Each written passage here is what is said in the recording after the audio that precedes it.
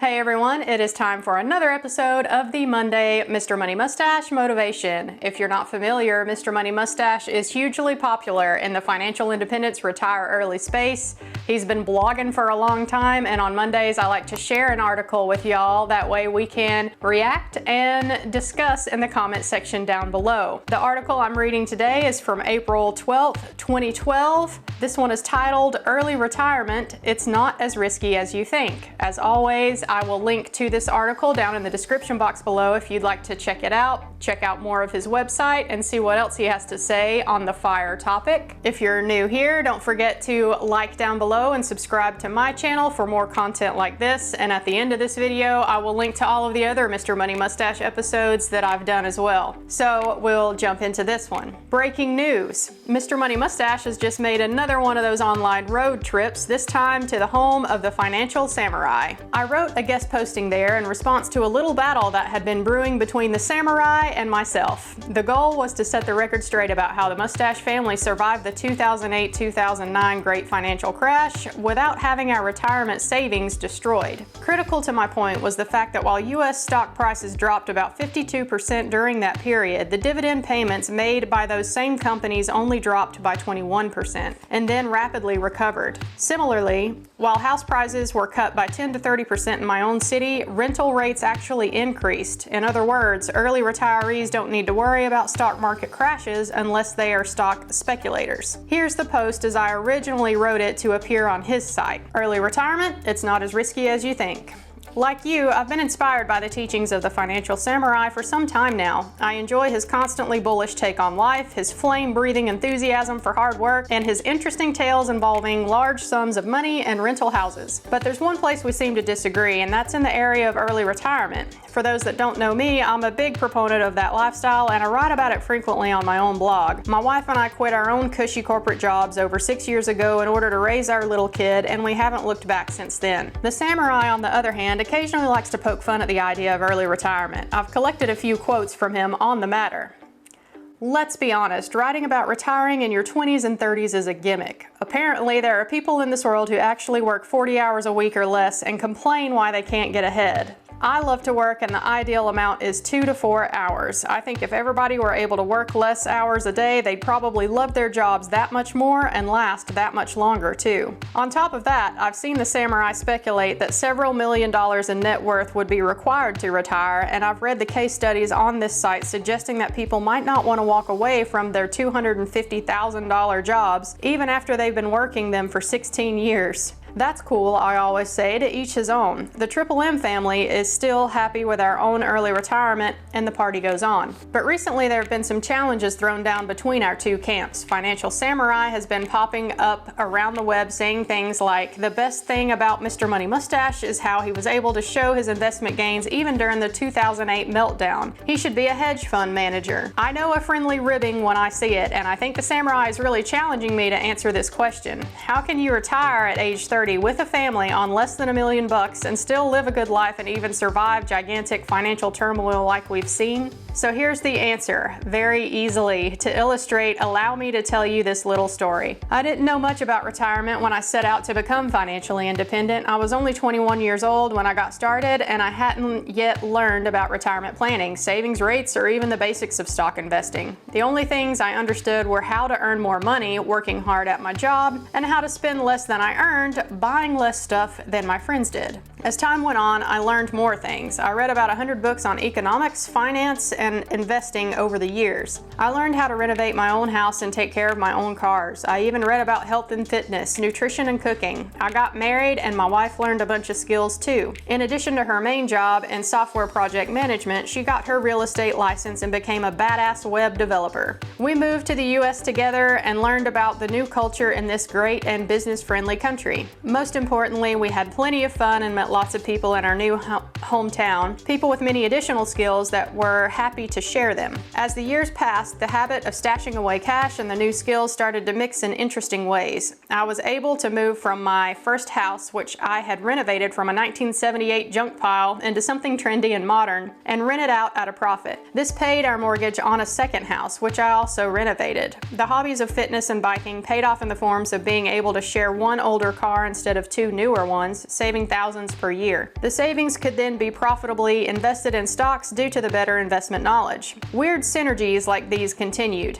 Eventually we realized we had built up enough passive income from stock dividends and rental houses to sustain our low-cost lifestyle, so we quit our office jobs and had a baby. But just like the financial samurai, we both still love to get things done occasionally. We took up part-time jobs doing things we enjoyed from home. She would occasionally help a friend buy a house and earn a real estate commission, and I would occasionally do some carpentry in my garage or around the neighborhood. At other times, when family duties or long vacations called, we would not work. Things didn't always go smoothly. The great financial crisis hit in 2008 and caused the worst recession since the Great Depression. The value of my retirement savings and stocks was sliced in half. I was also stuck with an extra house that I couldn't sell. We had been blindsided by something we never could have predicted a few years earlier. Were our early retirement dreams shattered? Amazingly enough, they barely took a hit. Most U.S. companies continued to make their dividend payments at a barely reduced level throughout 2008 and 2009. The rental market remained strong enough to keep properties from sitting vacant. Sure, the stock prices were down, but who cares about stock prices when you're not selling them? We dialed back our spending for a year or two, continued to rent out the unsellable house, and I even made a point of doing some extra work so I could afford to buy some of the stocks that had been beaten down to bargain levels. Eventually, the economy recovered. Stocks rebounded, my rental income went up, and I started working less again. Meanwhile, my little boy had made it to 6 years old now, and hanging out and learning with him continues to be my biggest job by far, just as it has been since he was born. The key thing to note is that while stock prices and real estate values fluctuate wildly, dividend and rental income barely changes with a recession. That's a long story, but it's supposed to be a lesson too. I'm trying to show my more fearful friends that early retirement is not a risky or scary proposition. It's pretty much just the same as a regular working life, except you have much more flexibility. This flexibility lets you adapt to any changes that might happen, financial, health, or otherwise, and continue to lead a good and happy life. The more flexible you are, the greater your chance of being happy wherever your life takes you. A big part of this flexibility comes from having a bunch of complementary skills. Imagine a workaholic double career family who are so busy earning and spending $300,000 per year that they don't even have time to clean their own house or cook their own dinner. These people feel security from their high income jobs, but they are also locked into 2 expensive cars that they depend on even to get to the grocery store 2 miles away, a gigantic mortgage, $900 per month in extracurricular activities for their kids, on top of the $3,000 in childcare or private school tuition expenses, and the list goes on. This family is secure only as long as they both maintain their high income jobs. Even a few months of job loss would leave them in deep underwater with no hope of rescue. If an industry evolves and their skills become obsolete, they could be stuck forever with bills they can never pay. If their roof leaks or their car breaks or the lawn needs mowing, these people don't have the skills to solve their own problems without spending a ton of money. So they will always be dependent on earning ton after ton of money. Let's contrast that to the early retirees. With the mortgage paid off and no debt of any sort, these people have very minimal monthly bills. Mine are only about $2,000 per month, and that includes raising a young child and living in a rather large house. They have savings equal to at least 25 years of living expenses, which are invested to provide enough cash flow for the expenses, with plenty held back to keep up with inflation. They have the ability to cut their spending much further if hard times ever hit. Plus, they have skills and personal connections that would allow them to earn income if it were ever needed. On top of that, they actually do earn occasional income and save 100% of it, further growing the nest egg. When you really think about the two lifestyles, does it really seem that early retirement is risky at all? I feel safer now than I ever have in my life, and freedom is useful in motivating me to try things that I wouldn't otherwise have time to do, like starting some low-key businesses in the areas that interest me, and of course, a blog about early retirement. For those pondering early retirement, I'd like to offer some advice. If you do the hard work required to save for it, chances are you'll automatically develop the skills to thrive once you are there. I'm gonna read that again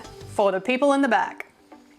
I'd like to offer some advice. If you do the hard work required to save for it, chances are you'll automatically develop the skills to thrive once you are there. You don't have to worry about what it'll be like. Just start the journey and let your life skills grow even as your cash does. I hope I have helped to slice through another one of life's financial mysteries. Love, Mr. Money Mustache. All right, so this one was for all of the naysayers to the FIRE movement out there, and Lord knows lately that there's a lot of them, right? especially with market volatility and people saying that there's no way to retire early, etc., etc., etc. It can be done. It will be done. That's why I am here on YouTube showing you how I'm going to do it, even though I am not a six-figure earner like the examples that he used in this article. The key here in this article that he didn't specifically name is risk mitigation. And Mr. Money Mustache had a plan for when the markets do take a downturn. So he and his family were able to get through the Great Recession unscathed and not have to